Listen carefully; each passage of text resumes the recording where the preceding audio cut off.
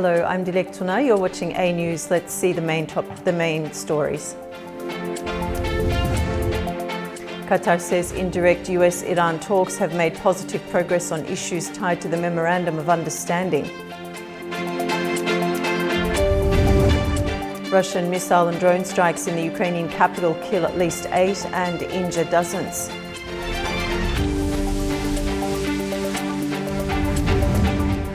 And Ursula von der Leyen's Baku visit advanced EU Azerbaijan ties and 200 million euros for South Caucasus projects.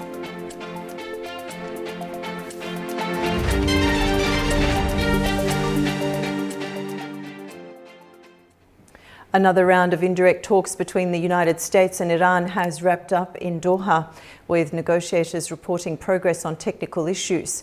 But key differences remain and further discussions are planned. Maritime traffic through the Strait of Hormuz and the unfreezing of Iranian funds dominated the latest round of indirect U.S.-Iran talks in Doha. Sources say the two-day meetings focused on implementing those parts of the interim agreement announced 2 weeks ago. They said the discussions were technical in nature and that Iran's nuclear program was not discussed. Denuclearization of Iran is moving along well. They've had very good meetings, and we'll see. We hit them very hard for 3 nights, as you know, but we're getting along very well. Qatar's foreign ministry said the talks made positive progress on issues linked to the memorandum that halted the war in June and built on the outcomes of the summit in Switzerland. Neither side said whether they had managed to bridge any of their remaining differences. Meanwhile, shipping through the Strait of Hormuz has only partially resumed, and Iran has said it intends to begin charging shipping tolls from mid-August after the agreement's toll-free period expires. The next meeting is expected after the week-long funeral procession for Iran's late Supreme Leader Ayatollah Ali Khamenei, which begins on Saturday.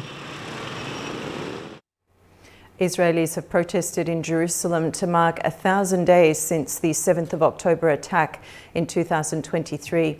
Demonstrators are demanding an independent state inquiry into the failures that led to the assault. Dozens of Israeli protesters took to the streets of Jerusalem to mark 1,000 days since the October 7th attack in 2023. The protest is part of wider commemorations led by bereaved families, hostage families, and survivors. They're demanding accountability and an independent inquiry. Demonstrators gathered outside the Knesset, blocking roads, but were later removed by police.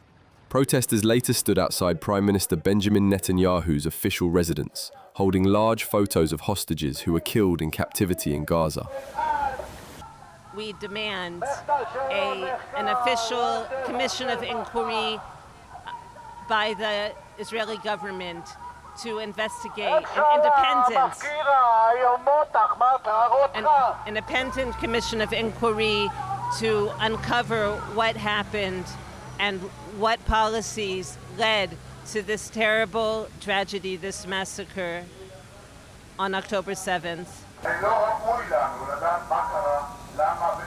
Today it's 1,000 days since the October 7th massacre, and no one is actually taking any responsibility. We are heartbroken and terrified, and we came here to demand that the government, that anyone will take responsibility and say that they are sorry and that they are willing to change the reality, so we will make everything good again, and so we will be able to breathe again.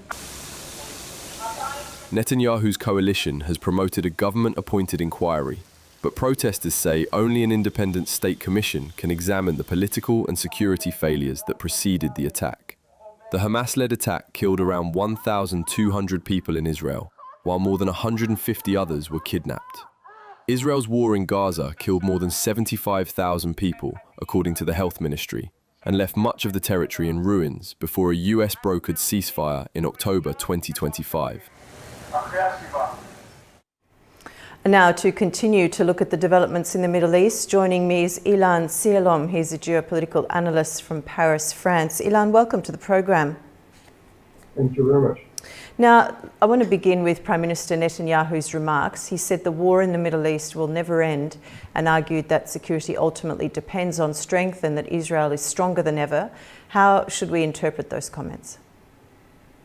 Well, these comments sounds like tough talk, but read closely, they tell us something very precise about Netanyahu's position. Netanyahu's authority always rested on an implicit contract with Israeli society. I keep you safe, so I govern. But October 7 broke that contract. It destroyed the very asset his career was built on, the presumption of security competence. So what we're watching right now is a kind of substitution. He can no longer run on security delivered that failed on his watch.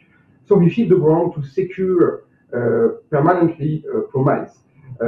So that isn't a forecast. It truncates his legitimacy from a past he can defend to a threat that never closes.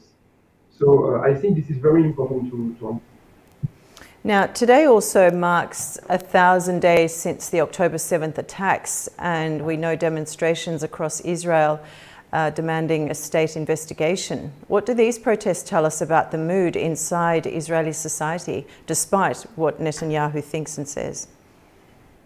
Well, I can say that we need to hold two Israel in our head at once.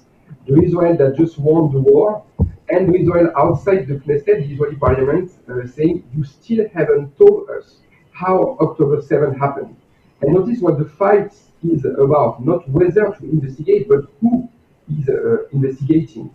The families want a state commission, meaning that the judges appoint it, it's independent, it can name names, and Netanyahu offer one where politicians appoint the members.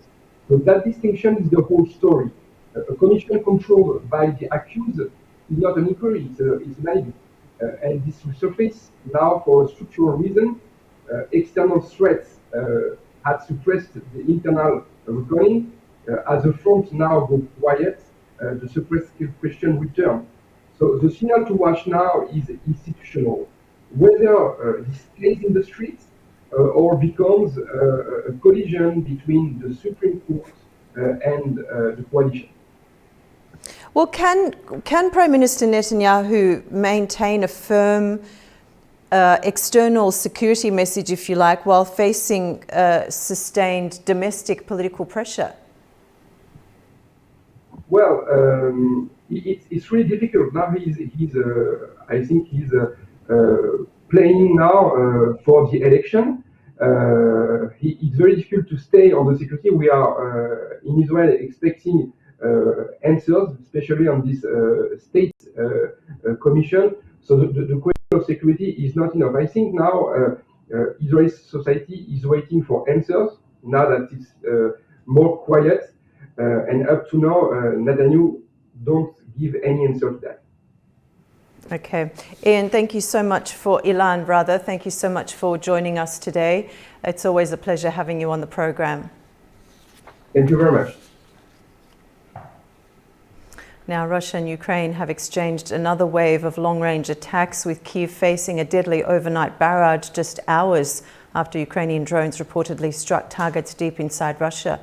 Ukrainian officials say at least 13 people were killed and dozens injured, as President Volodymyr Zelensky renewed calls for stronger air defences. Here's the latest. Russia launched an overnight wave of missiles and drones targeting the Ukrainian capital, Kyiv, in one of the largest aerial assaults in recent months. Residents took shelter in the city's metro stations as the attack damaged residential buildings and civilian infrastructure. Also, a fire broke out on the roof of a hotel along central Shevchenko Boulevard. Officials say it's the second deadliest Russian attack on Kyiv so far this year. A miracle happened here today, thanks primarily to the work of the rescue teams. This is the first time in Ukraine that 7 people have been rescued from under the rubble. Earlier, President Volodymyr Zelensky had warned that intelligence suggested Russia was preparing a large-scale overnight assault and cut short his visit to Dublin. He was there for the start of Ireland's 6-month rotating presidency of the European Union. Following the attack, Zelensky said emergency crews were still searching through the rubble at more than 20 damaged sites across Kyiv. He said Russia launched more than 70 missiles and nearly 500 attack drones overnight, with the Ukrainian capital as the main target. The president renewed his appeal for additional Western air defence systems, saying stronger protection, including Patriot missile systems and anti-ballistic capabilities, was essential to prevent further attacks. The latest barrage comes just hours after Ukraine carried out long-range drone strikes inside Russia, reportedly targeting an oil refinery in Ufa and defence industrial facilities in the Penza region. Kyiv says the attacks are aimed at weakening Russia's military logistics and energy infrastructure, while Moscow has intensified its aerial campaign against Ukrainian cities. Both deny targeting civilians. Ukrainian President Volodymyr Zelensky has used his visit to Dublin to underline Ireland's role as an ally. For Kyiv, the visit will be a political opportunity, keeping the country high on the European Union's agenda, securing continued support and pushing forward its long-term goal of membership. Welcome to This Day in Europe and a visit to Dublin by Ukraine's president. Volodymyr Zelensky said he hopes that during Ireland's 6-month presidency of the Council of the European Union, tangible progress will be made on Ukraine's path toward EU membership by opening all remaining negotiating clusters. Ireland is one of Ukraine's strongest supporters within the bloc, backing tougher sanctions on Russia, continued military assistance, and Kyiv's eventual accession to the bloc. With Dublin now chairing meetings of EU ministers and helping shape the bloc's legislative agenda, Ukraine sees an opportunity to keep enlargement high on Europe's political priorities. However, EU membership remains a long-term goal, and Kyiv says its most urgent priority is funding the war. On that front, Reuters reports that a letter from Defense Minister Mikhailo Fedorov urges the EU to release 6.6 billion euros from the European Peace Facility, saying there's a critical 6 to 9 month window to strengthen Ukraine's position on the battlefield. According to the letter, Ukraine's defense needs this year total roughly 136 billion euros, with major funding gaps remaining despite existing European support, including about 28.3 billion euros for defense this year through the EU's 90 billion euro loan program. Kyiv says directing those funds toward military aid now could have the greatest and most immediate impact as Ukraine seeks to slow Russian forces, expand its own counterattacks, and maintain pressure through long-range strikes inside Russia. Last month, Fedorov said Ukraine was seeking an additional 20 billion euros in military assistance from the Ukraine Defense Contact Group, the 50-nation alliance better known as the Rammstein Group, on top of the 40 billion euros already pledged. For Ukraine, the message is clear. Success in Brussels and success on the battlefield are becoming increasingly intertwined. For A News, I'm Anita Sharma in Arnhem, Netherlands. Germany's top prosecutor has indicted a Ukrainian national over the 2022 explosions that damaged the Nord Stream gas pipelines in the Baltic Sea. The suspect, identified under German privacy rules as Serhiy K., was served with the indictment on Wednesday, according to his law firm. He denies involvement. German media say prosecutors accuse him of helping coordinate a team that used the sailing yacht Andromeda to plant explosives near Denmark's Bornholm Island. Court documents say the crew included a coordinator, a skipper, 4 deep-sea divers, and an explosives specialist.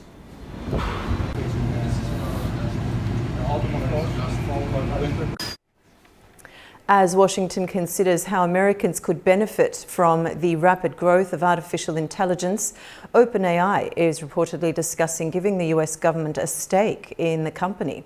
It's reported that a proposal to give the US government a 5% stake in OpenAI is under discussion. The Financial Times says the company also suggested other leading US AI firms could provide similar stakes through a public investment vehicle. The report could not be independently verified, and neither OpenAI nor the White House immediately responded to requests for comment.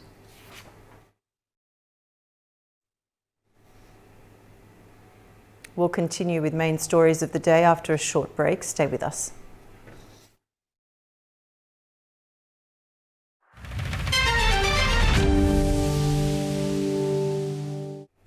Welcome back. You're watching A News.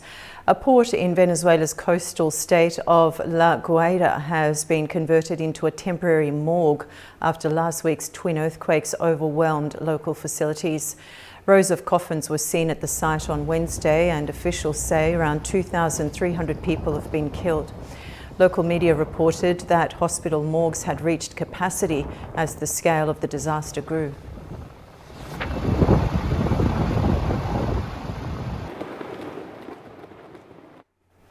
A deadly apartment fire in the Belgian city of Antwerp has left 5 people dead and forced around 200 residents from their homes. Authorities worked to find temporary accommodation for those evacuated from the building, while several others injured in the fire were taken to hospital. Fire brigades from several districts, along with ambulance crews and police, responded to the scene. Authorities say the blaze is now under control.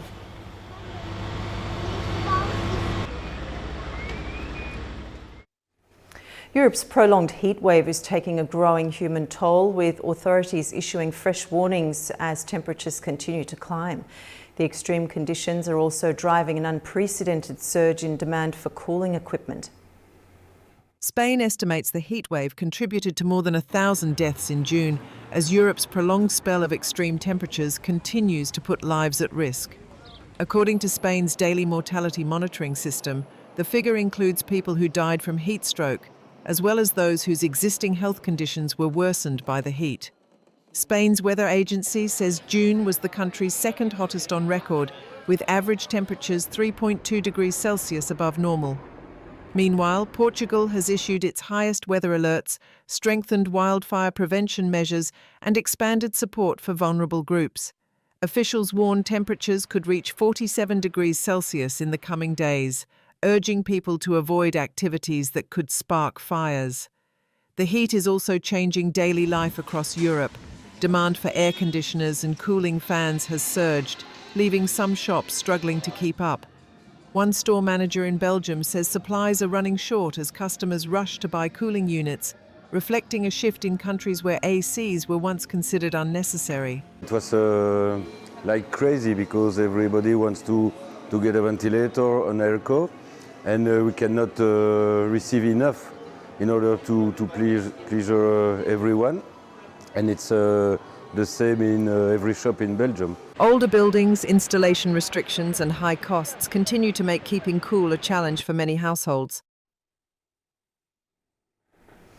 And millions of Americans are enduring another spell of dangerous heat as temperatures soar across much of the eastern United States.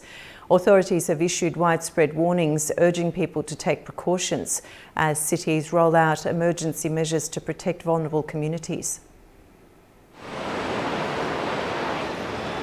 Record-breaking temperatures continue to spread across eastern United States ahead of the July 4th holiday weekend.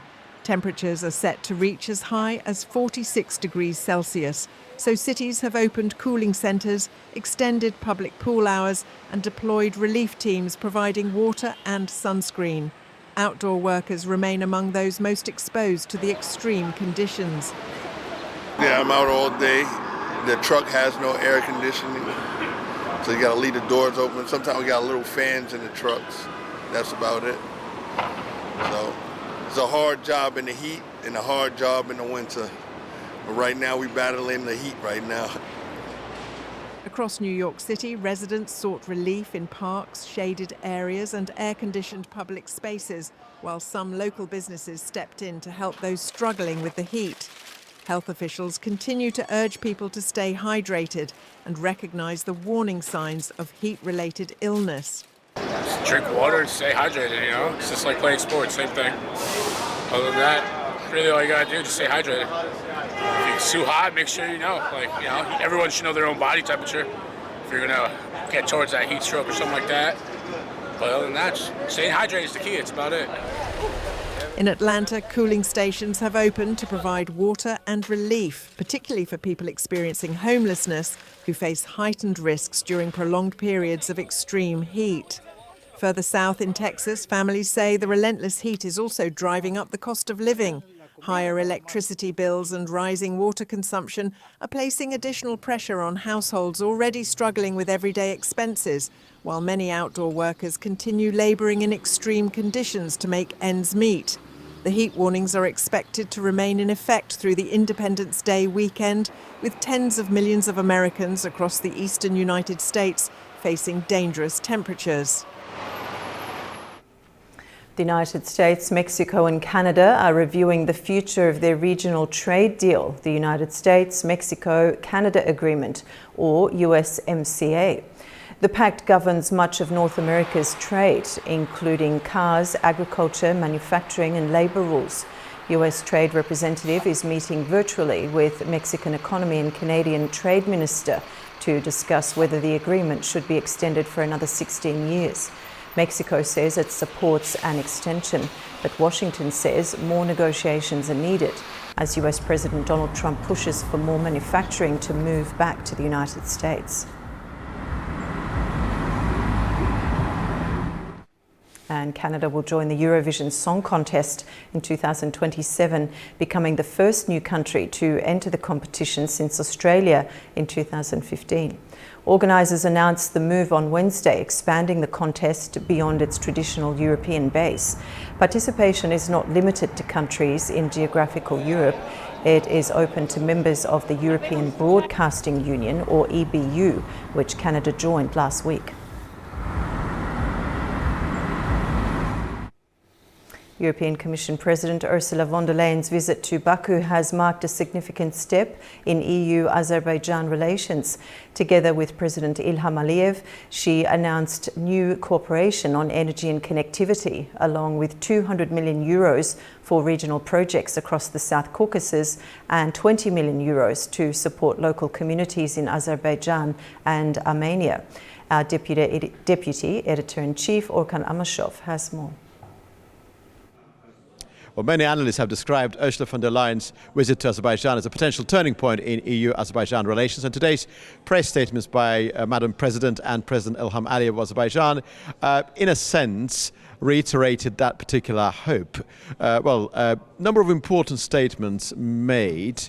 EU-Azerbaijan connectivity agenda has been announced. It was said that a conference probably will take place in Azerbaijan, dealing with the matters of connectivity involving Central Asia, South Caucasus, and so forth. It's a very important moment because Azerbaijan wasn't present in Brussels on the 23rd of June as part of the Global Gateway Initiative meeting. It is very clear there is a separate Azerbaijan EU track. President Ilham Aliyev, of course, naturally, in a very compartmentalized fashion, talked about different aspects of EU-Azerbaijan ties. Energy is an important component, but in line with the Memorandum of Understanding signed back in 2022 when Ursula von der Leyen herself was here in Baku. The 20 BCM is a figure that is to be attained by 2027. Azerbaijan is already exporting natural gas to 16 countries, out of which 10 are happening to be members of the EU. Well, there's a strong substance to the relation between Azerbaijan and the EU. Azerbaijan is effectively EU's largest trading partner here in the South Caucasus, whereas EU, collectively all the EU member countries, actually form Azerbaijan's biggest trading partner. And this is a very important moment, of course. Connectivity is incredibly important. Ursula von der Leyen mentioned the figure of 200 million euros in the context of Global Gate Initiative. It's not very clear which part of that money goes to Azerbaijan, but there was a specific focus on the Nakhchivan link. And also Ursula von der Leyen specifically mentioned 200 million euros in the context of Peace Fostering Initiative, which is very humanitarian initiative involving many elements, and naturally connection of Azerbaijan providing sort of a hub connecting Central Asia with Georgia and Europe is a very important moment. There was a strong support expressed for the Green Corridor initiative, and it's very clear that the transmission of electricity from Azerbaijan to Europe, in particular bearing in mind the electricity potentiality of the Central Asia is another important moment. President Aliyev specifically mentioned that in a couple of years, by 2032, Azerbaijan is about to reach that 6-8 gigawatts of green energy electricity capability, and the fundamental part of it, of course, is going to be exported westwards. It's a very important moment. So basically, on the basis of the press statement, particularly bearing in mind the question, the potentiality surrounding the electricity being actually exported to Armenia via cable from Azerbaijan, the wider elements of the 8th of August breakthrough, it seems that we are reaching a qualitative new level. Of course, Ursula von der Leyen will be in Armenia tomorrow. The greatest challenge for EU is to make sure that Brussels is treating both Azerbaijan and Armenia in a very balanced way. Naturally, these two countries are very different. Armenia is pursuing EU aspirations, which Azerbaijan is not doing that, but there are strong elements of cooperation between Azerbaijan and EU. And allow me to remind you that Azerbaijan is EU's biggest trading partner in the South Caucasus. Actually, this figure was not mentioned today, but trade turnover figure involving EU cumulatively at large and Azerbaijan stands at 19.8 billion euros. It's a very big figure.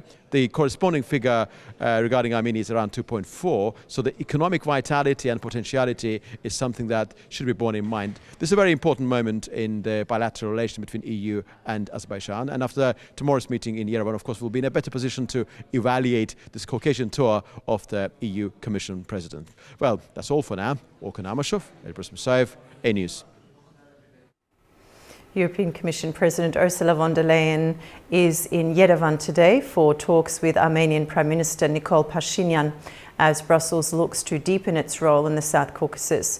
The visit follows von der Leyen's trip to Baku on Wednesday, where the EU announced up to 200 million euros for regional transport, energy and digital links. And Yerevan EU Commission chief said Armenia will soon receive an additional 18 million euros to strengthen and diversify trade, completing a 52 million euro assistance package. Von der Leyen said the funding could support a new export promotion agency, while accusing Russia of applying economic pressure on Armenia and pledging EU support. Now, to discuss all this further, joining me is Fuat Karimli, political analyst from Baku, Azerbaijan. Fuat, welcome to the program. Well, thank you for having me. Now, the European Union has announced new funding to strengthen transport, energy and digital connectivity across the South Caucasus, as we saw in our stories there. How important is that commitment? Well, when we look at the funding, so basically what was the last time that Ursula von der Leyen visited Azerbaijan? It was a few years ago. The talks then were specifically about natural gas. So we see that the funding now, it doesn't just cover energy, but also transport and digital connectivity. So it is quite significant that the support and the integration, it takes into account more than just energy, and it opens up a new wave of strategic cooperation between the EU and Azerbaijan. And we see that the EU is being more involved, not just in energy trade, but also it also wants to have a foothold in the peace as well, in terms of promoting the peace in the South Caucasus. Mm-hmm. And the European Commission President is in Armenia now, who's steadily deepened its engagement with the EU in recent years. What are Brussels' main priorities in its relationship with Yerevan? Well, when we look at the EU and Armenia relations, in the past few years, it's been going back and forth. So specifically, the Pashinyan government, it's kind of trying to walk a tightrope by balancing basically its relationship and dependence, specifically its dependence on Russia in terms of its exports and its trade and its energy reliance, as well as, if we could say, its pivot towards the West, specifically with the Pashinyan government that's looking to promote the peace, but also integrate itself more into the EU, although accession, as he said, is not realistic at the moment, and there aren't any targets in that sense. The EU understands that having that kind of connection with Armenia is crucial for it to have that South Caucasus connection corridor to the EU as well. And I think there's more of an aspect of reducing Armenia's reliance on Russia as compared to just having it as a partner as well, especially after what happened in Ukraine. Okay, and Fahd, at the same time, Azerbaijan remains one of the EU's key energy and connectivity partners. How difficult is it for Brussels to maintain strong relationships with both Baku and Yerevan simultaneously, if at all? Well, when you look at it through the surface, it would seem counterintuitive to have a good relationship both with Azerbaijan and Armenia. However, as we see, times are changing. So peace is on the agenda. It's been on the agenda for a while. Azerbaijan and Armenia have been progressing significantly, specifically in the past year, in terms of promoting the peace agenda and increasing the connectivity between the two countries. So EU's connection both with Azerbaijan and Armenia, I think it is not difficult, and we see that actually Ursula von der Leyen's visit, it doesn't just carry that formal negotiation side, but also carries symbolic effect as well. So her visit first to meet with our president, President Ilham Aliyev in Baku, and then fly directly to Armenia, it shows that the EU is trying to play this facilitating role as compared to other powers in the past, actually causing divergence between the two countries. So can balanced engagement then strengthen the peace process rather than complicate it? I think yes, because the EU comes to the table with benefit.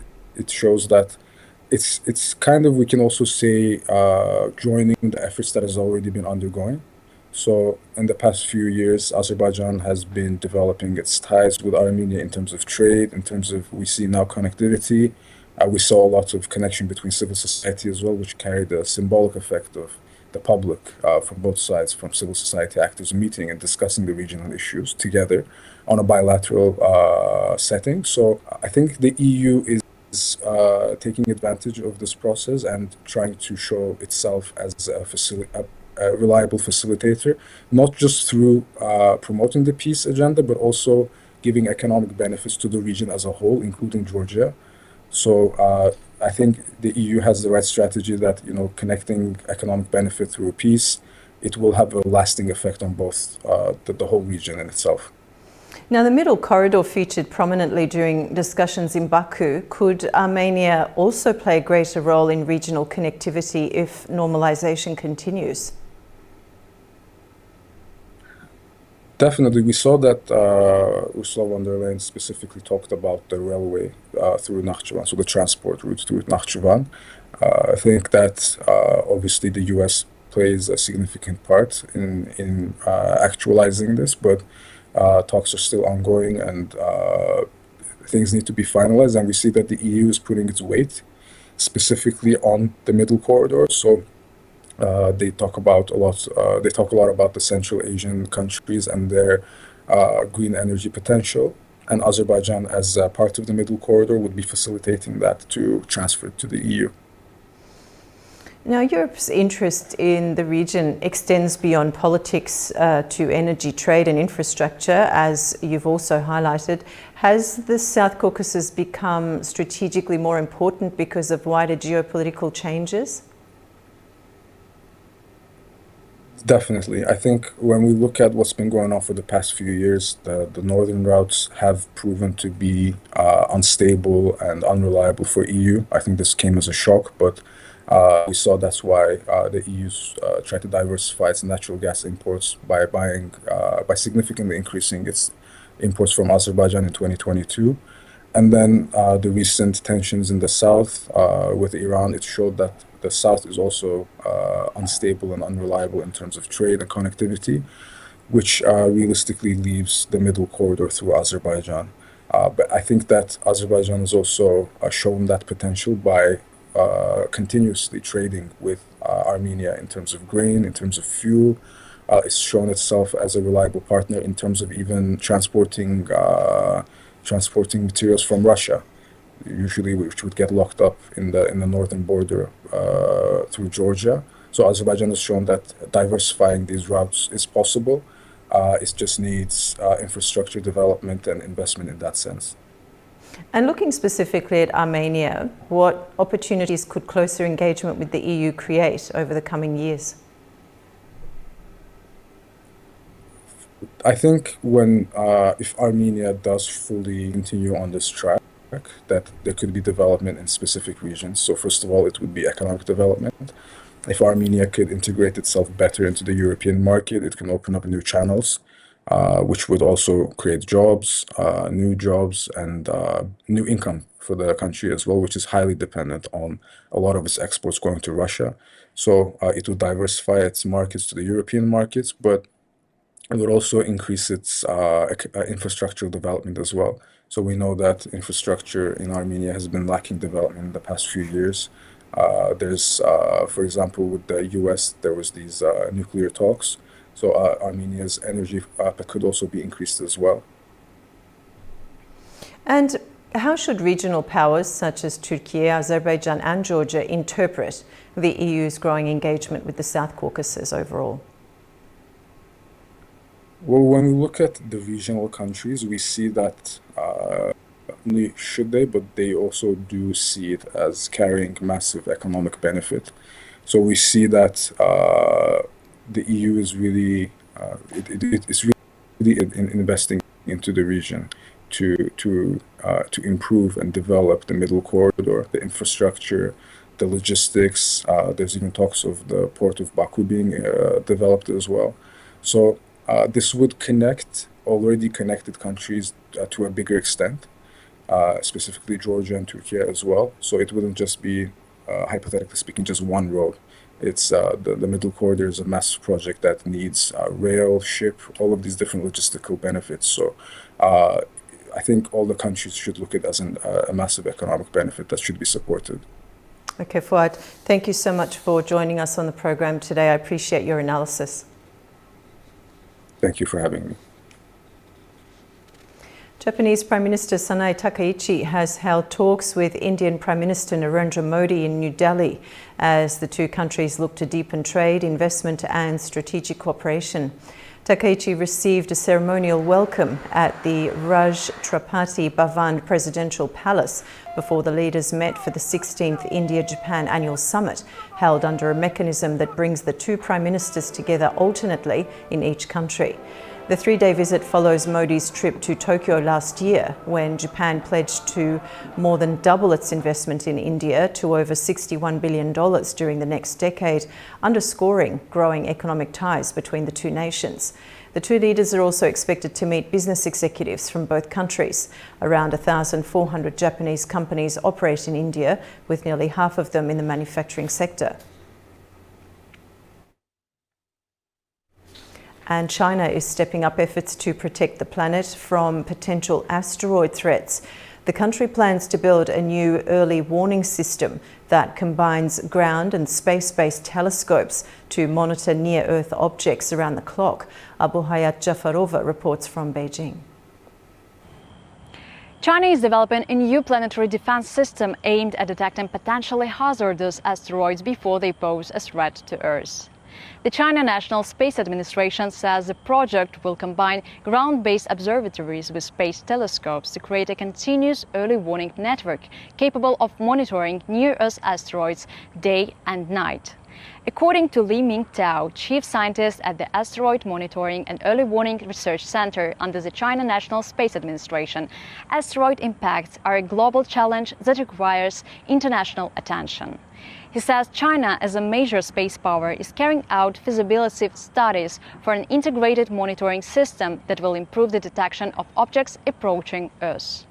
The plan includes building several large aperture optical telescopes at carefully selected locations across the country. These facilities will work together to scan vast areas of the night sky with high precision.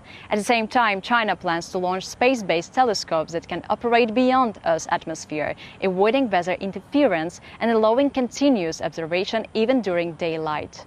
By combining observations from both the ground and space, officials say the system will provide uninterrupted monitoring without blind spots.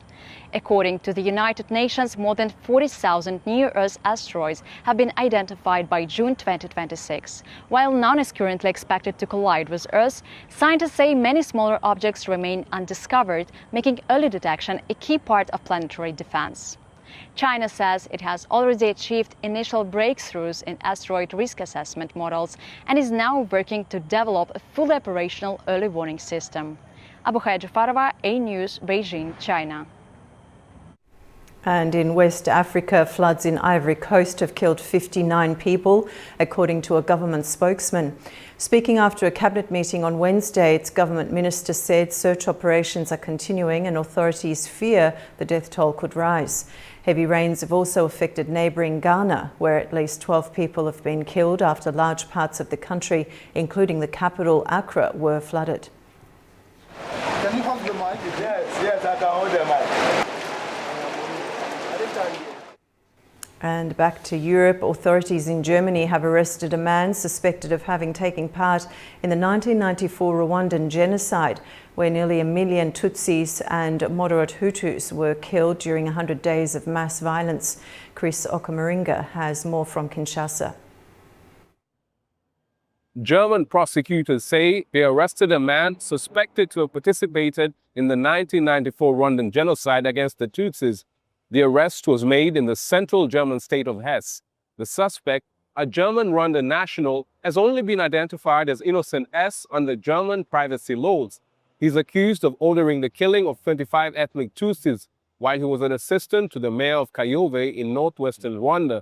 Prosecutors say he also participated in the killings by stabbing a victim in the chest with a knife. Germany has prosecuted several suspects linked to the Rwandan genocide since the killings occurred in 1994. They have done so under the principle of universal jurisdiction, which allows courts to try suspects of serious international crimes regardless of where they were committed. The 1994 genocide began after the plane carrying the then Rwandan president, Juvenal Habyarimana, was shot down. More than 800,000 Tutsis and moderate Hutus were killed by Hutu militias in about 100 days. The Rwandan government has continued seeking justice for the victims of the genocide and strengthened measures to ensure such atrocities do not happen again. Chris Ochamringa for A News in Kinshasa. After the break, we'll continue with the main stories shaping the region. Stay with us.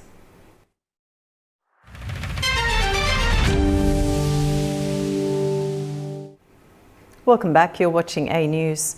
President Ilham Aliyev has received Turkey's Justice Minister Akın Gürlek in Baku as the two sides reaffirmed close allied ties and cooperation in the justice sector. The meeting focused on the continued development of Azerbaijan-Turkey relations based on common history, culture and brotherhood. Gürlek praised Azerbaijan's economic progress, growing international influence and historic Karabakh victory. He highlighted Azerbaijan's role in regional energy, connectivity and transport projects, including the Zangezur corridor. The sides discussed expanding cooperation between the two countries' justice ministries. And Turkey and Kyrgyzstan say they are committed to deepening their strategic partnership. Speaking in Ankara after talks with Kyrgyz counterpart Jinbek Kulubayev, Turkish Foreign Minister Hakan Fidan said both sides agreed to strengthen cooperation in trade, investment, transport and connectivity. Fidan congratulated Kyrgyzstan on its election as a non-permanent member of the UN Security Council for 2027-28, calling it a historic success. The two ministers also discussed Russia, Ukraine, the Middle East, Syria, Gaza and Turkey's EU and NATO agenda. Both sides discussed plans to connect the China-Kyrgyzstan-Uzbekistan railway to the Middle Corridor. Bugünkü görüşmelerimizde de liderlerimizin yüksek düzeyli. During today's meeting, we reviewed the goals set by our leaders at the latest meeting of the High-Level Strategic Cooperation Council. We assessed where we stand in achieving those objectives, what still needs to be done, and how we can further strengthen our cooperation. In addition, we held comprehensive discussions on regional and global issues. We also signed a cooperation program between our foreign ministries for the 2027 to 2028 period. Our cooperation should become more structured, more systematic and more institutionalized, and we are working towards that at every level. In this context, we will continue to expand our joint activities across a wide range of areas, from trade and energy to the defense industry, as well as consular and cultural affairs. Most importantly, we remain committed to achieving the $5 billion bilateral trade target set by our presidents. United Nations Habitat says Afghanistan faces a major urban challenge, with half of its population expected to live in cities by 2060. The agency warns many cities are unprepared, raising concerns over housing, services and living conditions. Tamim Bahis has the details from Kabul. It's estimated that around 45 million people live in Afghanistan right now, and in 2060 it's thought about 90 million will be living in the country, double the figure of today according to Population Pyramid. And half of those people in 34 years' time are expected to be living in cities. That's according to the UN Habitat, which says they're concerned that without proper planning, urban growth could worsen existing problems, including overcrowded housing, poor access to clean water, weak sanitation systems, limited public services and unsafe living conditions. The UN agency is stressing the need to prioritize adequate and safe living environment, saying it is essential if Afghan cities are to offer a decent quality of life for all residents. This warning comes at a time when many families have already moved from rural areas to cities in search of work, security, education and basic services. Kabul and other major urban centers have seen increasing demand for housing and infrastructure, while local systems remain under strain. Urban experts say the challenge is not only population growth, but how cities are managed. Proper urban planning, investment in housing, access to services and stronger local governance will be key to preventing further pressure on vulnerable communities. UN Habitat's message is that Afghanistan's cities are growing, but preparation is lagging behind. And without urgent attention, rapid urbanization could deepen poverty and inequality in the years ahead. Tamim Bahis in Kabul, iNews. Uzbekistan is looking to strengthen its position along the Trans-Caspian corridor by expanding cargo transportation through Georgia's Black Sea port of Poti. Officials from both countries have discussed increasing freight volumes and making greater use of the port's logistics infrastructure. Sevil Rajapova reports. Uzbekistan is exploring ways to increase export and import shipments through the Georgian port of Poti, one of the country's main gateways to European and global markets. During meetings in Tbilisi this week, transport officials from Uzbekistan and Georgia discussed expanding cooperation across road, rail, sea and air transport. They also talked about improving the integration of Uzbekistan's transport network with the middle corridors linking Central Asia to Europe. An Uzbek delegation later visited the port of Poti and held talks with the operators of the Free Industrial Zone, container terminals and logistics companies. Discussions focused on expanding storage capacity, container handling, multimodal transport services, and the efficient movement of export, import and transit cargo. The visit also reviewed progress on Uzbekistan's own logistics terminal under construction in Poti's Free Industrial Zone. The 30-hectare, $18.3 million project, launched in September 2024, will include cold storage facilities, warehouses and terminals for bulk, oversized and containerized cargo, providing Uzbek exporters with direct access to Black Sea shipping routes. The project forms part of Uzbekistan's strategy to diversify export corridors, reduce transit risks, and strengthen trade links with Europe and other international markets. It is Sevil Rajapova reporting from Tashkent, Uzbekistan, iNews. That's the news for this hour. Stay tuned to iNews for all the latest updates.